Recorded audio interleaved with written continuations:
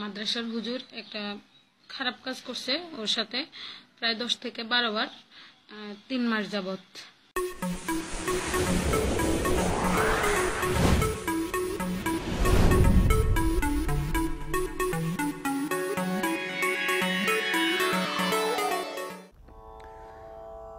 বন্ধুরা সবাইকে আসসালামু আলাইকুম।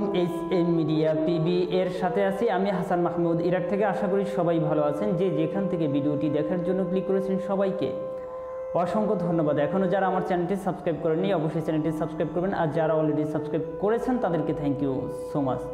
বন্ধুরা ভিডিওর শুরুতে দেখতে পেয়েছেন একজন মা তার সন্তানকে নিয়ে অভিযোগ করছেন তার সন্তানকে নাকি যেই মাদ্রাসায় ভর্তি করেছেন সেই মাদ্রাসার শিক্ষক ধর্ষণ করেছে। নাউজুবিল্লাহি মিন যালিক। বন্ধুরা মেয়েদেরকে ধর্ষণ করেছে এই কথাগুলো শুনেছেন অনেক, কিন্তু ছেলেদেরকে যে ধর্ষণ করা হয় এই কথাটা আমার মনে হয় আমি এই প্রথম শুনলাম। বন্ধুরা বাংলাদেশের মধ্যে এখন মাদ্রাসার শিক্ষকরাও ধর্ষণকারী হয়ে গিয়েছে। বন্ধুরা তাহলে চলুন যেই বাচ্চাটাকে ধর্ষণ করা হয়েছে সেই বাচ্চাটির মায়ের মুখে শুনে আসি এই বাচ্চাটাকে কিভাবে ধর্ষণ করত এই মাদ্রাসার শিক্ষক। 10 থেকে 12 বার 3 মাস যাবত। তো আমার বাচ্চা আসলে ভয়ে বলতে পারে না, কারণ হচ্ছে যে বাচ্চাকে ভয় দেখানো হয়েছে, বিভিন্ন মারধর করা হয়েছে, শারীরিক নির্যাতন করা হয়েছে, সেগুলা আমার কাছে কিছু ছবি আছে। আর হচ্ছে আমার বাচ্চাকে বলছে যে গলা কাটার কাছে। বন্ধুরা আপনারা শুনতে পেয়েছেন এই বাচ্চাটির মুখে, মায়ের মুখেই সেই কথাগুলো। 3 মাস ধরে এই বাচ্চাটাকে ধর্ষণ করত এই মাদ্রাসার শিক্ষক। আর এই ধর্ষণের কথা এই বাচ্চাটি ভয়ে তার মাকেও বলতে পারে নাই, তার কোনো সহপাঠীকেও বলতে পারেনি। বন্ধুরা একটাই কারণ, শুধু ভয়ে। শুধু এই ভয়ে নয়, তার শিক্ষক তাকে বলেছে তুমি যদি তোমার মাকে বা কাউকে যদি তুমি এই কথাটি বলো তাহলে কল্লা কাটুনের কাছে তোমাকে তুলে দিব, তোমার কল্লা কেটে বডি এক জায়গায় ফেলে দিব আর তোমার কল্লা আর এক জায়গায় ফেলে দিব। তোমার মা যখন আসবে তখন তোমার মাকে বলবো আপনার ছেলেকে কল্লা কাটুনি নিয়ে গেছে। মৃত্যুর ভয়ে এই ছেলেটি তার মাকেও বলে নাই, তার সহপাঠী কাউকে বলতে পারে নাই। যখন সেই মাদ্রাসায় এরকম ঘটনা অহরহর ঘটছিল তখন এই ঘটনাটি অন্য একজন শিক্ষকের চোখে পড়ে যায়, তখন এই বিষয়টি ফ্ল্যাশ হয়ে যায় আর এই ঘটনাটি নিয়ে তখন অন্য বাচ্চার পরিবারের সাথে কিছু টাকার বিনিময়ে এই বিষয়টি মিট হয়ে যায়। কিন্তু যেই বাচ্চার সাথে, যেই বাচ্চাকে 3 মাস ধরে ধর্ষণ করত এই শিক্ষক, সেই শিক্ষকের বিরুদ্ধে যখন এই বাচ্চার মা থানায় মামলা করতে যায় তখন কি ঘটনা ঘটেছিল চলুন আমরা সেই কথাগুলো একটু শুনে আসি। ঘটনাটা বলছে, বলার পরে আমি থানায় গেছি মামলা করার জন্য। ওসি স্যার আমাকে 3 দিন ঘুরানোর পরে 3 দিন উনি আমি 3 দিন থানায় গেছি, 3 দিন উনি আমার মামলা নিবে না। উনি আমাকে বলতেছে যে দেখতেছেন না পেপার পত্রিকায় বিভিন্ন টেলিভিশন চ্যানেলে প্রত্যেক দিন অহরহ এগুলা হচ্ছে, হ্যাঁ এগুলা বিচার হইল, যেটা হওয়া সেটাকে আপনি ঠেকাইতে পারবেন নাকি? পুরো বাংলাদেশকে আপনি মানে এগুলা কি আপনার মামলার মাধ্যমে সবাই সচেতন হয়ে যাবে নাকি? বন্ধুরা আপনারা শুনতে পেয়েছেন এই বাচ্চার মা থানায় গিয়েছেন মামলা করতে। একদিন গিয়েছেন মামলা নেয়নি, দ্বিতীয় দিন গিয়েছেন মামলা নেয়নি, তৃতীয় দিন গিয়েছেন মামলা নিতে চাননি, বরঞ্চ তারা বলছেন আপনার একটা মামলায় কি সারা বাংলাদেশের ধর্ষণ দমন হবে? এটা কি কোনো ওসির কথা? ওসির কাজ হলো মামলা নেওয়া, অপরাধীদের দমন করা। বন্ধুরা এই ধরনের কিছু কুলাঙ্গার পুলিশ অফিসারের কারণে আজ বাংলাদেশের বড় বড় অপরাধগুলো হচ্ছে, বড় বড় ধর্ষণ, খুন খারাপিগুলো হচ্ছে।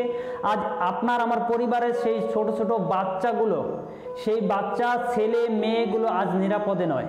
আজকে যাদের কারণে এই ঘটনাগুলো ঘটছে, একজন পুলিশ অফিসারের কাজ হলো অপরাধীদেরকে ধরে আনা, তাদেরকে শাস্তি দেওয়া এবং তাদের আইনের আওতায় এনে শাস্তি প্রদান করা, যাতে করে নতুন করে এই ধরনের ঘটনাগুলো আর না ঘটে। কিন্তু সেই পুলিশ প্রশাসনের লোকেরাই যদি বলে আপনার একটা মামলার জন্য কি বাংলাদেশের সারা ধর্ষণকারী কি দমন হবে, তাহলে এই অপরাধীদের দমন করবে কে? আজ বাংলাদেশ আর বাংলাদেশ নাই, বাংলাদেশ আজ জাহান্নামের দেশ হয়ে পরিণত হয়েছে। বন্ধুরা এই বাচ্চাটিকে আমরা আশা ভরসা করে দিয়েছিলাম মাদ্রাসায় আলেমের মতো একজন আলেম হবে, একজন হক্কানি আলেম হবে, এই কোরআন হাদিসের কথাগুলো ছড়িয়ে দিবে বাংলার ঘরে ঘরে। এর মাধ্যমে সবাই দ্বীনের পথে আসবে, ইসলামের পথে আসবে। অথচ সেই আশা ভরসা নিয়েই যখন এই বাচ্চাদেরকে আমরা মাদ্রাসায় ভর্তি করি, আর সেই মাদ্রাসার শিক্ষকই যখন এই বাচ্চাকে ধর্ষণ করে, তাহলে এই বাচ্চাগুলোর নিরাপদ জায়গাটা কোথায়? কোথায় এই বাচ্চার নিরাপদ জায়গা? কাদের মাধ্যমে এই বাচ্চাগুলো বড় বড় আলেম হবে, কোরআন হাদিসের কথাগুলো নিজে জানবে, অন্যকে জানাবে? মা বাবা, তার মা বাবা যদি কখনো মৃত্যুবরণ করে, সেই মা বাবাকে জানাজা পড়াবে, সেই আশা ভরসা করে আপনি আপনার সন্তানকে, আমার সন্তানকে আমরা মাদ্রাসায় দেই, বড় আলেম হবে, হক্কানি আলেম হবে, দ্বীনের কথা, কোরআনের কথা, হাদিসের কথা সবার মাঝে ছড়িয়ে দিবে সেই আশা ভরসায়। আর সেই বিশ্বাসটুকু রেখে সেই মাদ্রাসার শিক্ষকের হাতে তুলে দেই আপনার আমার বাচ্চাগুলো। আর সেই বাচ্চাগুলোকে যদি সেই মাদ্রাসার শিক্ষক ধর্ষণ করে, তাহলে এই বাচ্চাদের জন্য নিরাপদ জায়গা কোথায় আছে? সেই প্রশ্নটি আপনাদের কাছে রেখে গেলাম। বন্ধুরা, আমরা জমিনে ফসল যাতে করে গরু ছাগলে না খায় সেজন্য বেড়া দিই, আর সেই বেড়ায় যদি সেই জমির ফসল খেয়ে ফেলে, তখন আমাদের সেই বেড়া দিয়েই বা কি লাভ? বন্ধুরা, একজন মানুষের মতো মানুষ করার জন্য একজন শিক্ষকের হাতে তুলে দেই আমাদের বাচ্চাগুলো, আর সেই শিক্ষকই যদি আমাদের বাচ্চাগুলোকে ধর্ষণ করে, তাহলে এই শিক্ষকের দ্বারা আমাদের বাচ্চাগুলো একটা সময় বড় বড় ধর্ষণকারী হবে। তারা কখনো বড় আলেম হবে না, তারা বড় হয়ে জালেম হবে, ধর্ষণকারী হবে। বন্ধুরা, এই ধরনের আলেম নামের জালেমগুলোর বিরুদ্ধে আপনার কথা বলতে হবে।